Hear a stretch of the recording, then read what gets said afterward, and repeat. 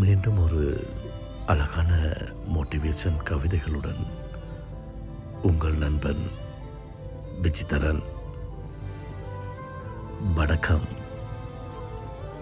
உங்கள் எல்லோருக்கும் இந்த விசித்திரன் இடமிருந்து ஒரு சின்னதாக ஒரு அட்வைஸ்.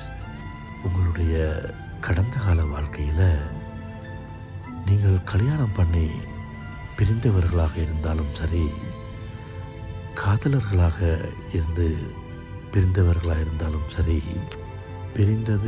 பிரிந்தவர்களாகவே விட்டுவிடுங்கள். அதை திருப்பி போய் கதைத்து திருப்பி ஒன்று சேர மட்டும் நினைக்காதீர்கள்.